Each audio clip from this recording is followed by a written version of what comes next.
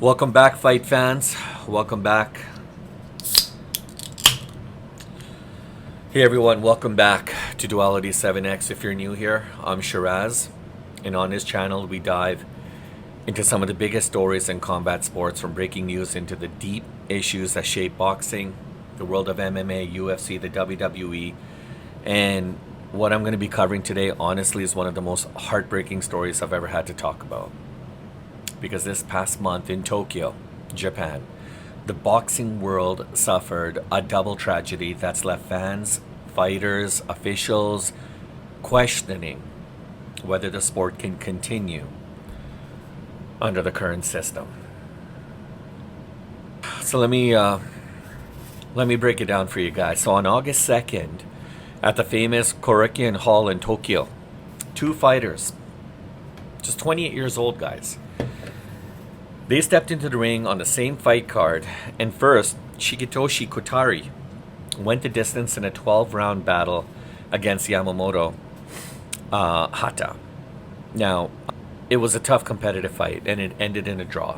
Now, shortly after, Kotari collapsed. Doctors had to come in. They were rushed in. After their discovery, it turned out that Kotari had suffered subdural hematoma, severe brain bleed, and he underwent emergency surgery, but tragically passed away. Passed away on August 8th. Now this was 6 days. 6 days after the fight.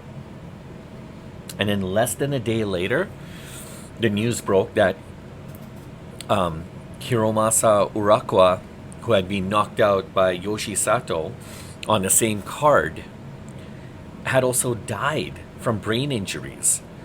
Like, two fighters, two lives lost, both on the same night and in the same arena, and it's almost unthinkable. And they both passed away due to brain injuries. Now, these back-to-back tragedies, they've shaken up the world of boxing. Not just Japanese boxing, but the world of boxing.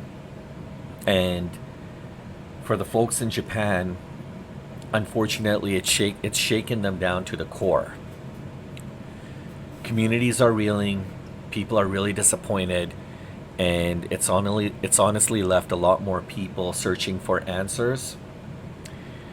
Because there's just so many questions that people have, and nobody's got an answer, unfortunately, to this. Like, to have two fighters, two beloved Japanese boxers, pass away due to brain injuries on the same card. And, I mean, all within 1 week. The World Boxing Organization and other governing bodies around the globe have issued tributes. But in Japan, the conversation has quickly shifted to safety.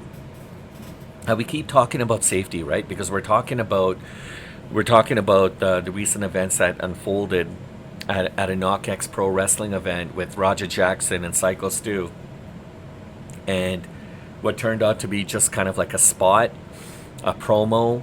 Roger Jackson was supposed to maybe rough up Stu a little bit in the ring.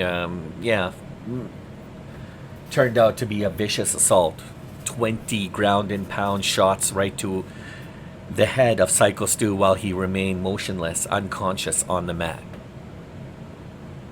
And that caused him to suffer fractured jaw, all kinds of injuries. He's lost teeth. He was spitting up on his blood. He was hospitalized.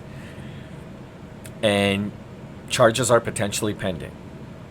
But because of that incident, a lot of indie organizations and a lot of governing bodies, and I alluded to this, guys, in my previous videos, are talking about the need to ramp up safety and security. And I'm not just talking about for the fans that are attending these events. I'm talking about for the fighters themselves, right? For the talent, for those that are putting their bodies on the line each and every night for our entertainment.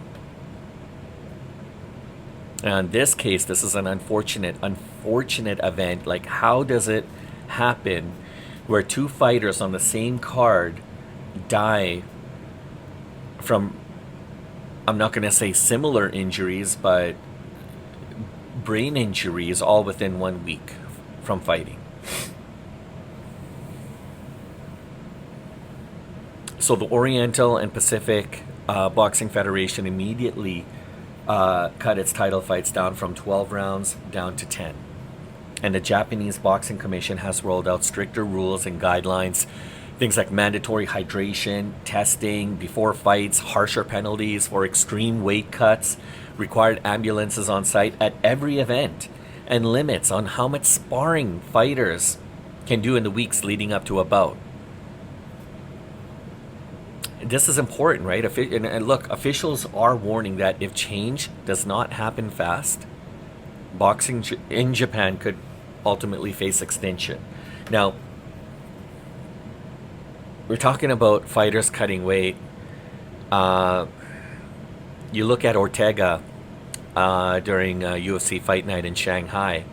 A lot of people were really concerned. Like, he looked like a zombie. He looked like a walking zombie. You know, there's been so many instances actually of fighters cutting too much weight too drastically and not having their performance actually suffered from it in the ring, and sometimes in some cases actually led to serious health issues for certain fighters. We're talking about sparring too much. I mean, I'm hearing reports that Canelo Alvarez is going a little too extreme with the sparring. I mean, his fight with Terrence Crawford is up and coming, and he's got to be careful. He's got to be really, really careful about, you know, pushing his body to the limits and too far. And this really honestly raises some very tough questions, and these new rules, especially surrounding new rules protecting fighters. Question comes down to, is the culture around weight cutting and less sparring, you know, and fighting to the bitter ends, you know, is that so deeply ingrained in a boxer's mind and a fighter's mind? Is it really worth it? To the point where tragedies like this will start to continue to happen? I mean, fans are expressing themselves and they're very, very disappointed. It's hard to even process, like, the news, guys. I mean, these are young men in their prime, chasing their dreams. And look, I'm nothing against older fighters, but these are young guys. Young guys who were physically fit. You know, it's not like they've been out of the circuit for numerous amount of years and then all of a sudden they're trying to get back into it. No, these guys were in their prime, in the best shape of their lives. And just the unthinkable happened, guys. Like I said, it's hard to process. It's very disturbing. I read this and I was just in shock. And I'm surprised it hasn't garnered as much media attention as it should. I mean, it's a reminder that behind every fight we watch, these athletes are putting everything on the line, including their lives. Question comes down to is it worth it? I mean, what do you guys think? Like, are these newly, like, safety measures in Japan a step in the right direction? You know, is it more, do we need a more drastic change, you know, in order to keep these fighters safe? Drop your thoughts in the comments, guys. This is a conversation that I feel the entire combat sports community needs to be having.